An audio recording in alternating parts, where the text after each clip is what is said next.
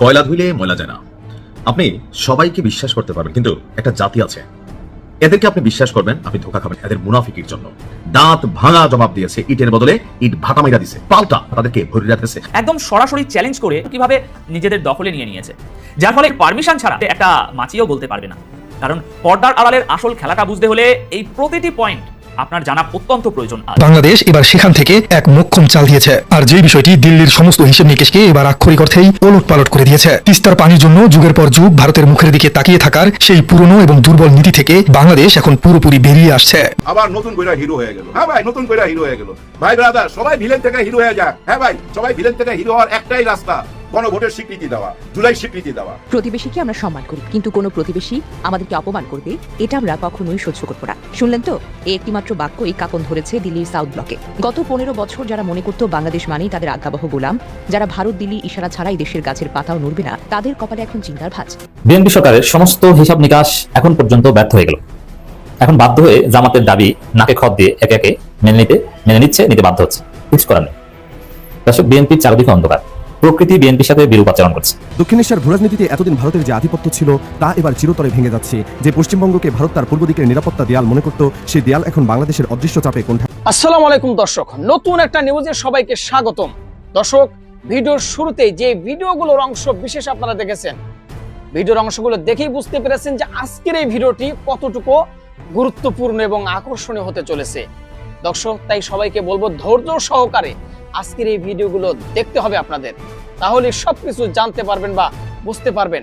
তো চলুন কথা না বাড়াই ভিডিওগুলো দেখে আসি। দাঁড়ান, যারা এখন পর্যন্ত আমাদের এই চ্যানেলটি সাবস্ক্রাইব করেন, প্রতিনিয়ত এ ধরনের গরম গরম খবরগুলো পেতে আমাদের চ্যানেলটি সাবস্ক্রাইব করে দিবেন। যারা করেছেন ধন্যবাদ। চলুন একটা লাইক দিয়ে বিস্তারিত সবগুলো ভিডিওর আলোচনাগুলো শুনে আসি।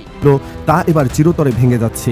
যে পশ্চিমবঙ্গকে ভারত তার পূর্ব দিকের নিরাপত্তা দেয়াল মনে করত, সেই দেয়াল এখন বাংলাদেশের অদৃশ্য চাপে কোণঠাসা। সম্প্রতি বগুড়ায় আন্তর্জাতিক বিমানবন্দর এবং লালমনিরহাটে অত্যাধুনিক আকাশ প্রতিরক্ষা বলয় তৈরির ঘোষণা দিল্লির নীতি নির্ধারকদের কপালে চিন্তার ভাঁজ ফেলে দিয়েছে। কিন্তু সবচেয়ে বড় আতঙ্ক ছড়িয়েছে পশ্চিমবঙ্গে। বিজেপি নেতা শুভেন্দু অধিকারী খোলাখুলি বলেছেন, পশ্চিমবঙ্গ এখন অস্তিত্বের সংকটে। কেন হঠাৎ এই অস্থিরতা? প্রধানমন্ত্রী তারেক রহমানের নেতৃত্বে বাংলাদেশ কি সত্যি পশ্চিমবঙ্গকে চারদিক থেকে ঘিরে ফেলছে? পাকিস্তান বাংলাদেশের নতুন প্রতিরক্ষা অক্ষ, চীনের সাথে তিস্তা মহাপরিকল্পনা আর বঙ্গোপসাগরে তেল গ্যাস উত্তোলনের বিশাল প্রকল্প, সব মিলিয়ে বাংলাদেশ ভারতকে একঘরে করার এক দীর্ঘ মেয়াদী খেলায় নেমেছে। আজকের এই বিশেষ প্রতিবেদনে আমরা মেলাবো সেই সমীকরণের প্রতিটি সূত্র, আর আপনাদের জানাবো এমন কিছু তথ্য যা আগে কখনো সামনে আসেনি। উত্তরবঙ্গের শান্ত জনপদ বগুড়া এতদিন কৃষি আর পর্যটনের জন্য পরিচিত থাকলেও এখন এটি বাংলাদেশের প্রতিরক্ষা মানচিত্রের সবচেয়ে গুরুত্বপূর্ণ বিন্দু। তারেক রহমানের সরকার এখানে নির্মাণ করেছে 10,500 ফুট দীর্ঘ এক বিশাল রানওয়ে। কিন্তু প্রশ্ন হলো, উত্তরবঙ্গে এত বড় রানওয়ের প্রয়োজন কেন হলো? সামরিক বিশ্লেষকরা বলছেন এটি শুধু একটি বিমানবন্দর নয়, এটি মূলত একটি স্ট্র্যাটেজিক ফরওয়ার্ড বেস। বগুড়া থেকে ভারতের সীমান্ত এবং শিলিগুড়ি করিডোর বা চিকেন স্নেকের দূরত্ব খুবই কম। যদি কখনো কোনো সংঘাত বা অস্থিরতা তৈরি হয়, তবে এই বিমান ঘাঁটি থেকে বাংলাদেশের যুদ্ধ বিমানগুলো ভারতের মূল ভূখণ্ডে সেকেন্ডের মধ্যে হানা দিতে সক্ষম হবে। এর সাথে যোগ করুন লালমনিরহাটকে। লালমনিরহাট বিমান ঘাঁটি থেকে ভারত সীমান্ত মাত্র 20 কিলোমিটার। এখানে ইতিমধ্যে স্থাপন করা হয়েছে অত্যাধুনিক রাডার সিস্টেম, তুরস্ক ও চীনের প্রযুক্তিতে তৈরি ড্রোন শনাক্তকরণ ব্যবস্থা এবং surface two air missile system দিয়ে এমন এক প্রতিরক্ষা দেয়াল তৈরি করা হচ্ছে যাতে ভারতের আকাশ সীমা থেকে কোনো মাছিও যদি সীমান্ত অতিক্রম করতে চায়, তবে তা সাথে সাথে ধরা পড়বে। বাংলাদেশ খুব সচেতনভাবে পশ্চিমবঙ্গকে তার সামরিক রেঞ্জের মধ্যে নিয়ে আসছে। এটি সেই মহাপরিকল্পনা যা ভারতকে ভাবিয়ে তুলছে। এতদিন ভারত মনে করত বাংলাদেশের সঙ্গে ভারতের সীমান্ত প্রতিরক্ষা দিল্লির ইচ্ছে নিয়ন্ত্রিত হবে, কিন্তু পরিস্থিতি পাল্টে গেছে। পশ্চিমবঙ্গের রাজনীতি এখন আর শুধু কলকাতা বা দিল্লির লড়াই নয়, এটি এখন সরাসরি ঢাকার নীতির উপর নির্ভরশীল হয়ে পড়েছে। পশ্চিমবঙ্গের বিরোধী দলের নেতা শুভেন্দু অধিকারী প্রতিটি জনসভায় এখন হুঙ্কার দিচ্ছেন। তার কথায় বাংলাদেশ সীমান্ত দিয়ে অনুপ্রবেশ ঘটছে এবং তারেক রহমানের শাসনকাল পশ্চিমবঙ্গের জন্য হুমকি। কেন শুভেন্দু অধিকারী এত আতঙ্কিত? এর পেছনে রয়েছে পশ্চিমবঙ্গের অভ্যন্তরীণ জনতান্ত্রিক পরিবর্তন এবং বাংলাদেশের ক্রমবর্ধমান অর্থনৈতিক প্রভাব। পশ্চিমবঙ্গের বিজেপি সমর্থকরা মনে করছেন বাংলাদেশ যদি শক্তিশালী হয়, তবে পশ্চিমবঙ্গের সনাতনী ভোটাররা মানসিকভাবে দুর্বল হয়ে পড়বে। বিশেষ করে তারেক রহমানের শাসনামলে বাংলাদেশের পররাষ্ট্রনীতিতে যে জাতীয়তাবাদী জোয়ার এসেছে তা সীমান্তের ওপারে বাঙালি মুসলমানদের মধ্যেও প্রভাব ফেলছে। ফলে বিজেপির ধারণা, পশ্চিমবঙ্গের নিয়ন্ত্রণ সনাতনীদের হাত থেকে মুসলমান জনগোষ্ঠীর হাতে যাওয়ার আতঙ্কে কাঁপছে বিজেপি সরকার। শুভেন্দু অধিকারীর এই আতঙ্কের আরও একটি বড় কারণ হলো বাংলাদেশ পাকিস্তান ঘনিষ্ঠতা। কারণ বাংলাদেশ ও পাকিস্তান যদি এক হয়ে কাজ করে, তবে পশ্চিমবঙ্গের সীমান্তবর্তী জেলাগুলোতে ভারতের সার্বভৌমত্ব রক্ষা করা কঠিন হয়ে পড়বে। তিনি ভয় পাচ্ছেন যে শিলিগুড়ি করিডোর বিচ্ছিন্ন করার কোনো পরিকল্পনা কি ঢাকা এবং ইসলামাবাদ যৌথভাবে করছে। এই আতঙ্কের কারণে তিনি বারংবার কেন্দ্রীয় সরকারকে সীমান্তে বিএসএফ এর কঠোরতা বাড়ানোর জন্য চাপ দিচ্ছেন। কিন্তু বাস্তবতা হলো, তারেক রহমানের কূটনীতি এখন ভারতের অভ্যন্তরীণ রাজনীতির অন্যতম বড় ফ্যাক্টর। ফ্যাসিস্ট হাসিনার পতনের পর দীর্ঘ 15 বছরের ভারতীয় প্রভাব বলয় থেকে বেরিয়ে বাংলাদেশ এখন তার পুরনো পুরনো শত্রু পাকিস্তানের সাথে নতুন করে সম্পর্ক ঝালাই করছে।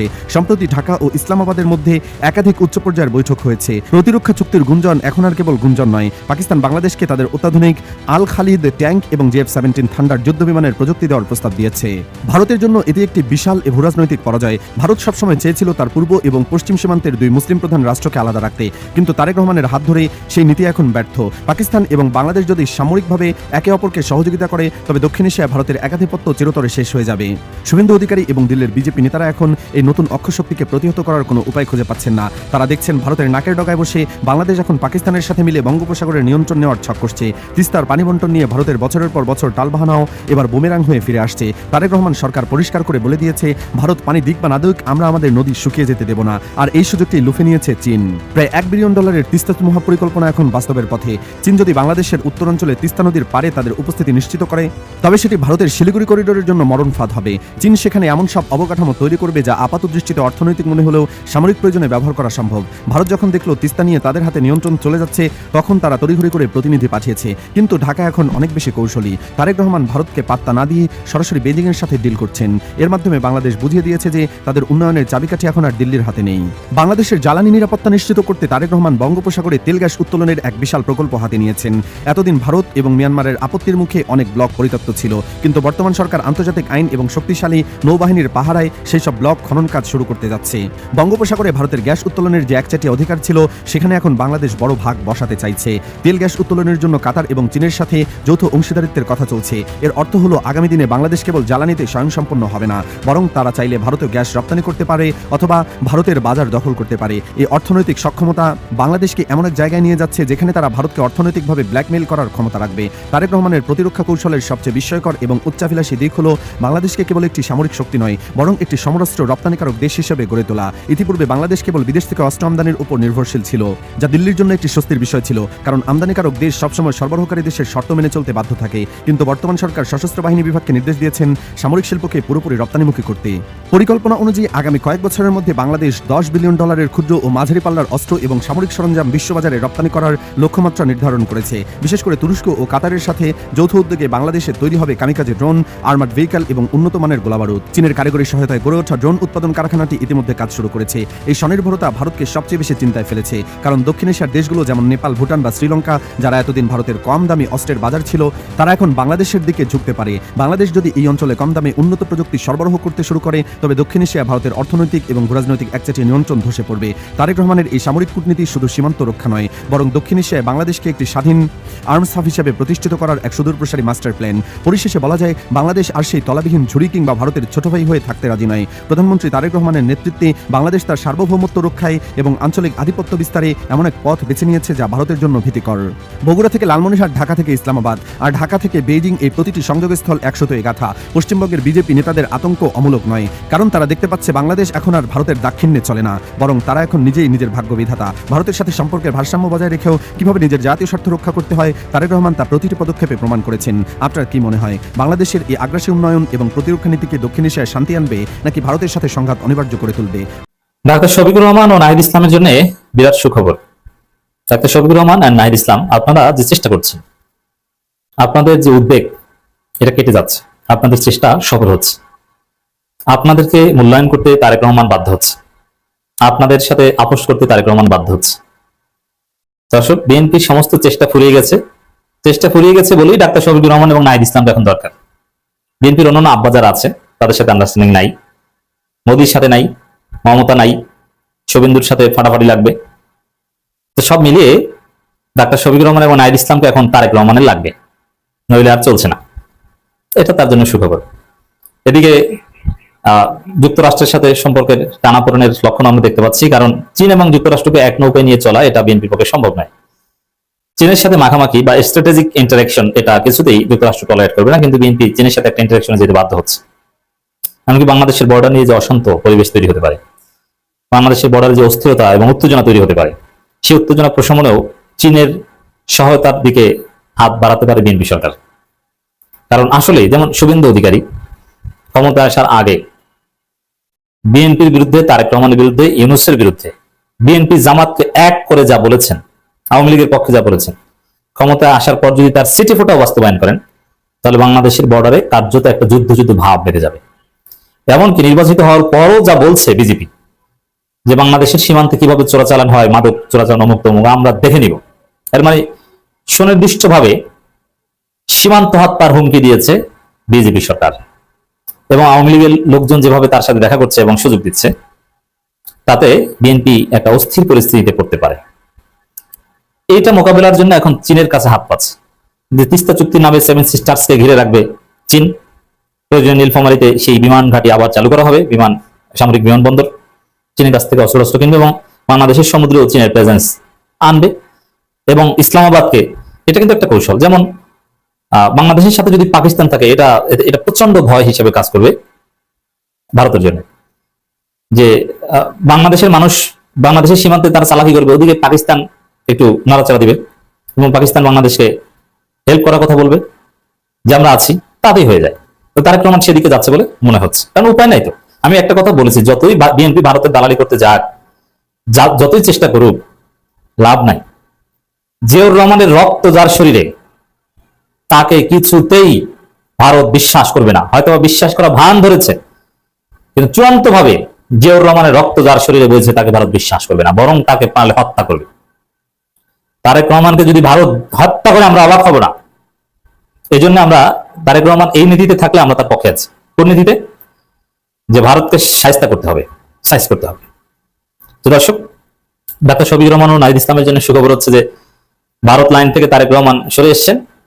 এখন তারেক রহমানের যে অনেক আব্বা ছিল তারা নাই, এখন শফিক ভাই, নাহিদ, আসেন ভাই কিছু একটা করি সবাই মিলেমিশে, এই পরিস্থিতিতে আসছে। এখন জুলাই সনদ বাস্তবায়ন তো করা যায়, শফিক ভাই, নাহিদ, আসেন ভাই একটু জুলাই সনদটা বাস্তবায়ন করি। এখন শফিক ভাই আর নাহিদ ভাই বলছেন যে আপনার নোট অফ ডিসেন্ট এটা বাদ দেন। বিএনপি জুলাই সনদ বাস্তবায়ন করবে এটা নিশ্চিত। আমরা বিএনপির একদম কোর লেভেলে যোগাযোগ রাখি, তো একদম সবকিছু রেডি করেছে, তারা জুলাই সনদ বাস্তবায়ন করবে। তবে দুইটা একটু জল ঘোলা করে পানি খাওয়া, যেমন তারেক রহমানকে হিরো বানাবে, যে যাই বলুক তারেক রহমান দেখছেন জুলাই সনদ বাস্তবায়ন করেছে, এরকম একটা কাল্ট ইমেজ তৈরি করার একটা চেষ্টা, এটা কাজে লাগাবেন।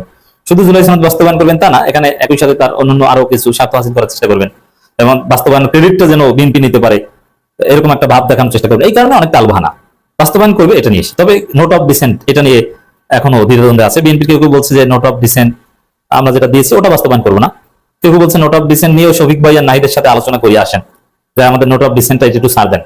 শফিক ভাই বলছে না, নোট অফ ডিসেন্ট সব ছাড় দেওয়া যাবে না, দুই একটা দিই, কিন্তু কিছু কিছু বিষয় ছাড় দেওয়া যাবে না।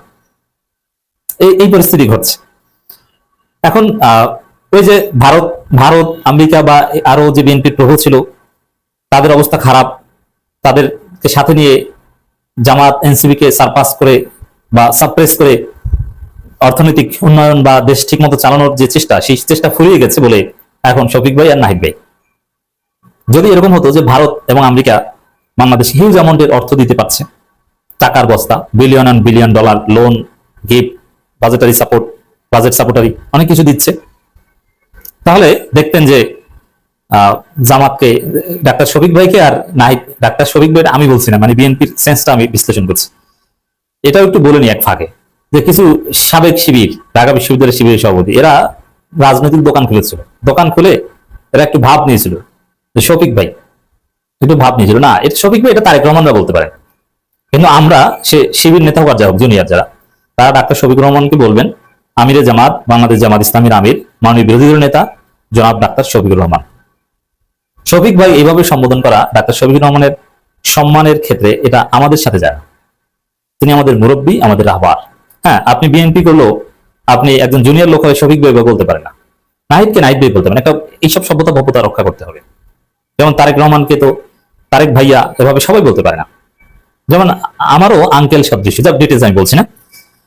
তো বিএনপির অন্য লাইনে সমস্ত চেষ্টা, চালাকি, এই খলিলুর রহমানের দৌড়ঝাঁপ, আমির খসরুদের দৌড়ঝাঁপ, সমস্ত চেষ্টা ফুরিয়ে যাওয়ার ফলে এখন শফিক ভাই আর নাহিদ ভাই। আমি এই কথাটা জেনে বলছি যে তারেক রহমান খুব শীঘ্রই দেখবেন যে শফিক ভাই আর নাহিদ ভাইকে খুঁজছে, যে ভাই আসেন কি করা যায় বলেন, আসেন এই কমিটি করি, সেই কমিটি করি, এই কমিটিতে আপনিও থাকেন আমিও থাকি, এটা করে ফেলি ভাই। আমি কথা দিচ্ছি, সালাউদ্দিনকে বিশ্বাস করার দরকার নেই, আইনমন্ত্রী আসাদুজ্জামানকে বিশ্বাস করার দরকার নেই, আমাকে বিশ্বাস করেন, শফিক ভাই আমাকে বিশ্বাস করেন, এই কারণে সামনে ঘটবে। তো দর্শক, নাহিদ ইসলাম একটা কথা বলেছেন, জুলাই সনদ ও সংবিধান সংস্কার ইস্যুতে সরকার তালবাহানা করছে। হ্যাঁ, তালবাহানা করেছে, কিন্তু তালবাহানা করার যে মুরদ সেটা ফুরিয়ে গেছে। তালবাহানার যে এতদিনের রাস্তা এটা ফুরিয়ে গেছে, এখন আর তালবাহানা করতে পারছে না। তালবানা করেছে, কিন্তু তালবানায় অনার করবে না। দর্শক শ্রোতা, আশা করি সবগুলো ভিডিও দেখেছেন এবং সকল বিশ্লেষকদের বিশ্লেষণগুলো মনোযোগ সহকারে শুনেছেন। তো প্রত্যেকটি বিশ্লেষকদের বিশ্লেষণ শোনার পরে আপনারা কি জানলেন, বুঝলেন? আপনাদের মূল্যবান মতামতটা ভিডিওর কমেন্ট বক্সে জানিয়ে দিন। আর হ্যাঁ, পারলে ভিডিওটি শেয়ার করুন। যারা এখন পর্যন্ত আমাদের এই চ্যানেলটি সাবস্ক্রাইব করেনি, প্রতিনিয়ত এই ধরনের গরম গরম খবরগুলো পেতে আমাদের এই চ্যানেলটি সাবস্ক্রাইব করে আমাদের সাথে থাকুন। ইতিমধ্যে যারা অলরেডি সাবস্ক্রাইব করে দিয়েছেন সবাইকে অসংখ্য ধন্যবাদ জানিয়ে ভিডিওটি এখানে শেষ করছি। ভালো থাকবেন সবাই, আল্লাহ হাফেজ।